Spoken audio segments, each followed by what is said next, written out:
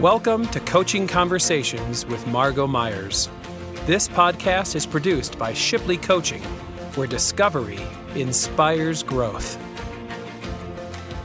Hi, I'm Margo Myers, an executive and performance coach, and thanks for joining me for this podcast, Coaching Conversations with Margo Myers. Coaching is all about maximizing your potential. If you've ever wanted to achieve something, maybe it's be a better leader, deliver an impactful presentation, gain a promotion, be a better boss, and you weren't really sure how to get there, coaching may be for you or for your organization. In today's podcast, we're going to be talking about gratitude. You know, the holidays are a time of year when many of us feel overwhelmed. Maybe some of us get sad or depressed or just feel a little bit lost. In fact, this can happen any time of year, and what people don't realize, our brains are actually wired for negativity.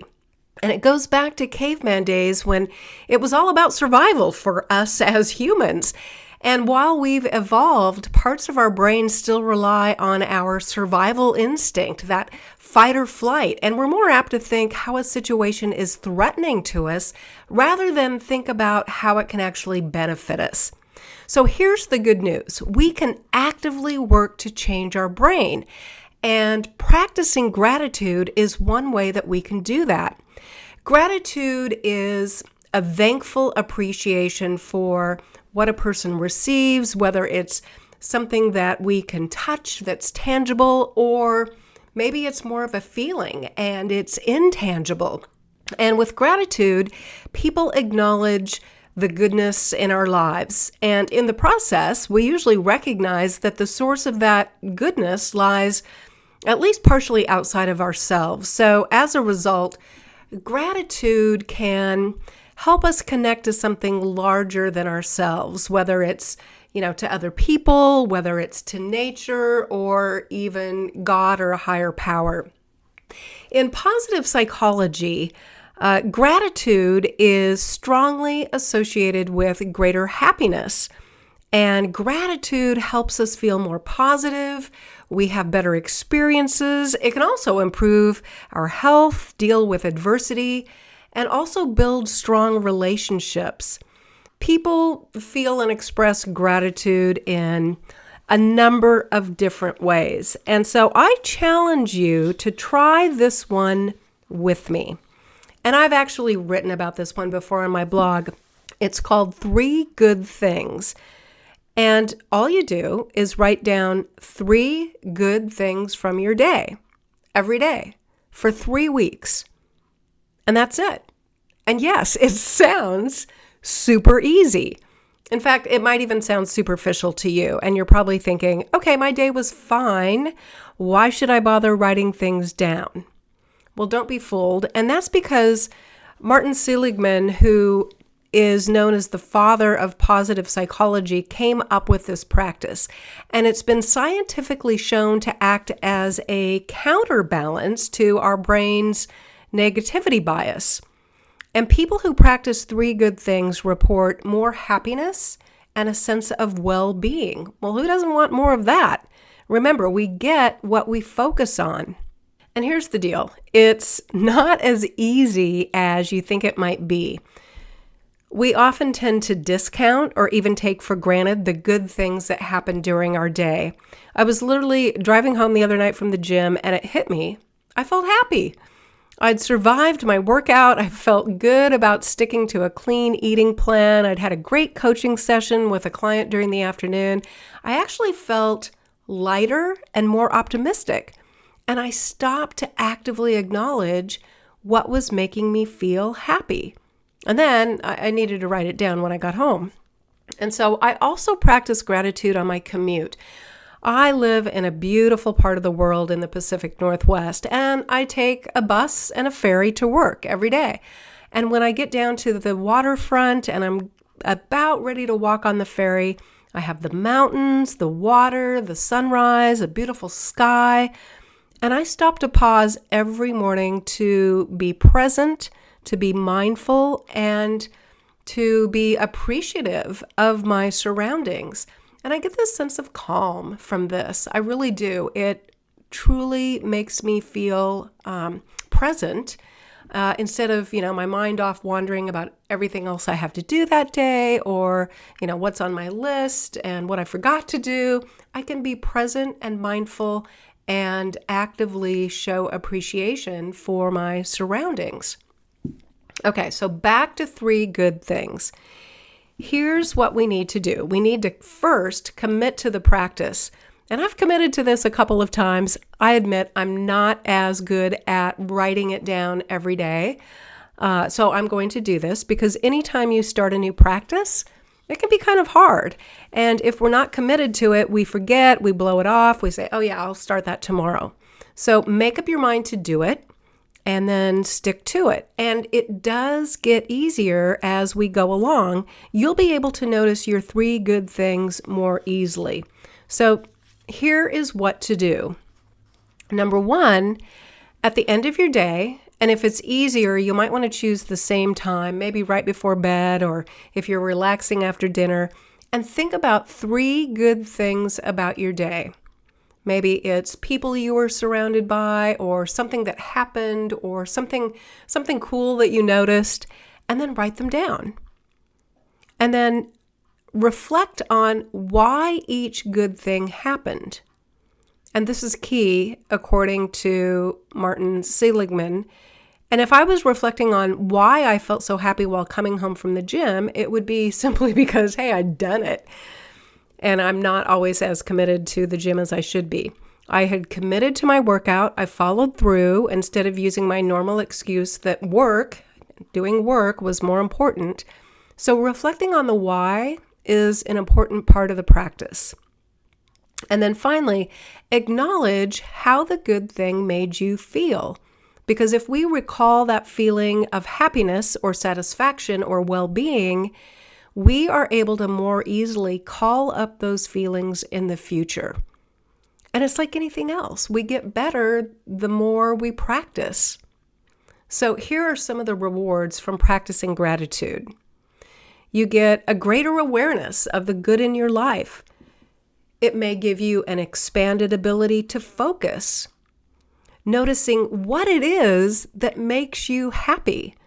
Who doesn't need more positivity triggers in our lives? Positive memories. And overwhelmingly, I like this one. It's just a sense of well-being. We feel grounded. We feel, things are okay in our world. So I ask some of the members in my Facebook group, High Impact Leaders, I ask them if they practice gratitude. And I got back some responses, and yes, in fact, they do. And these are high achievers.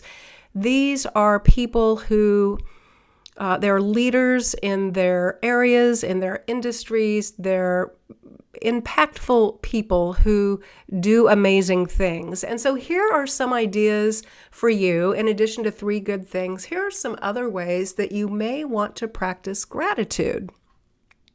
One person says, every night I send an email to 2 dear friends who have moved away from the city in which I live, and we express gratitude for the day. And then I, in turn, receive emails from them. It's a powerful process of examining my day, giving thanks, and staying connected with 2 women I love. So there's one idea.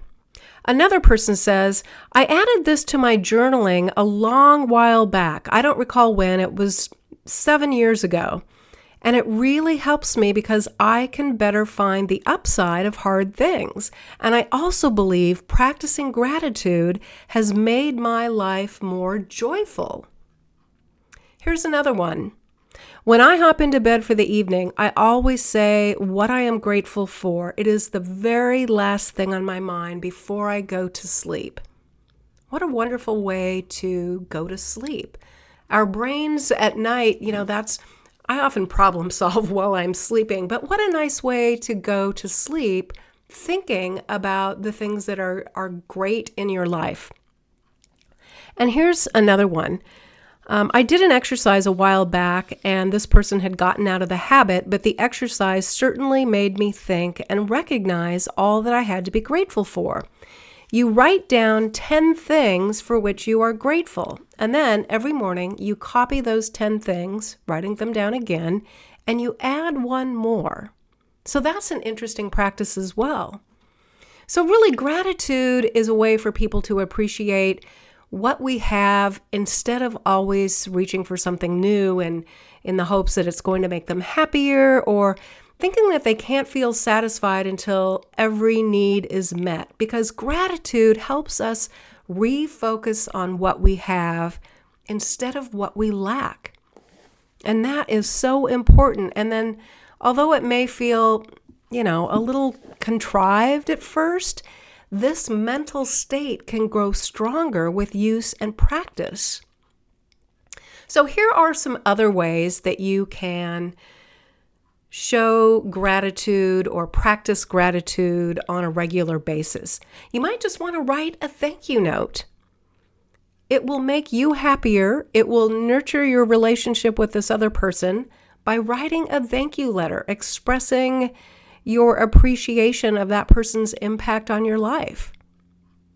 Make a habit of sending a gratitude letter once a month. Maybe once in a while, you might even want to write one to yourself. You can also just thank someone mentally. No time to write? Well, it may help just to think about someone who has done something nice for you or had an impact on your life and mentally thank that individual. Here's one that a lot of people practice. They keep a gratitude journal, and they make it a habit just to write down or share with a loved one thoughts about the gifts you've received each day. And this falls into the category of our 3 good things, right? Writing down. There's something about the act of writing it down, not just acknowledging, but intentionally writing it down every day that makes it more powerful. And then at the end of the week or the end of the month or the end of the year, you can go back and see all that is wonderful in your life. Think how impactful that can be. Maybe you just want to count your blessings and you pick a time every week to sit down and write about your blessings, reflecting on what went right. Sometimes we just want to pray. We can use prayer to cultivate gratitude. And often we can meditate. Mindfulness involves focusing on the present without judgment. And so you can also focus on what you are grateful for in your life. And so I would love to hear about your experience practicing gratitude. I challenge you to practice the 3 good things.